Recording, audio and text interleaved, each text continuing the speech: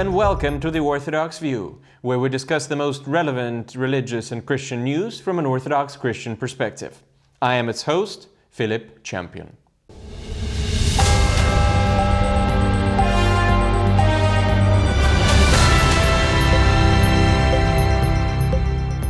Entering through the back door.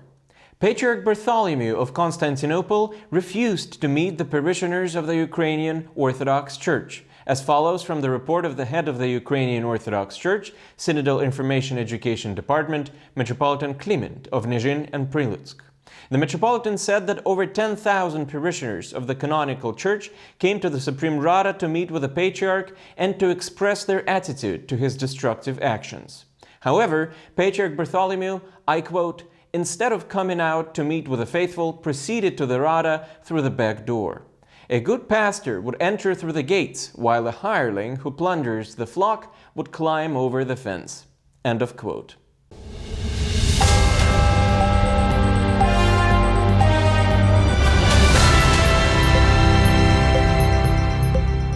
The seizing of a church in Montenegro.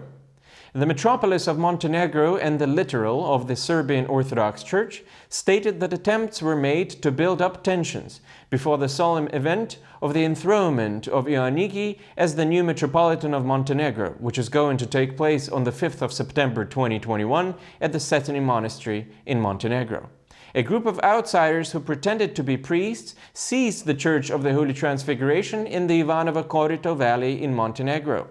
People in the Serbian Orthodox Church are sure that this event is a continuation of the nationalist actions of the party headed by Đukanović, the former president of Montenegro, which promotes hatred towards the Church.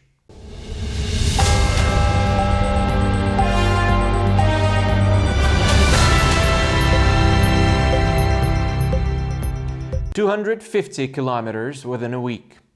40,000 believers, pilgrims from Serbia, Romania, Belarus and other countries, set off on foot from the Ukrainian city of Kamenets-Podolsky to the Pochayev Monastery of the Dermission.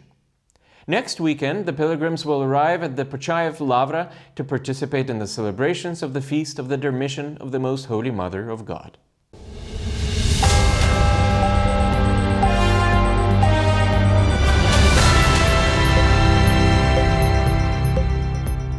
A Russian church in the Caribbean. Bishop Nicholas of Manhattan, vicar of the Diocese of Eastern America of the Russian Orthodox Church outside Russia, arrived in Puerto Rico. The aim of his visit is to bless the cross at the construction site of the Church of the Annunciation. The project designer showed the bishop the plan of the church, and the leaders of the mission told him that each Sunday for 12 years, the small chapel had been becoming smaller and smaller for the number of parishioners. It is worthy to mention that the building under construction will become the first Orthodox church to be built in Puerto Rico.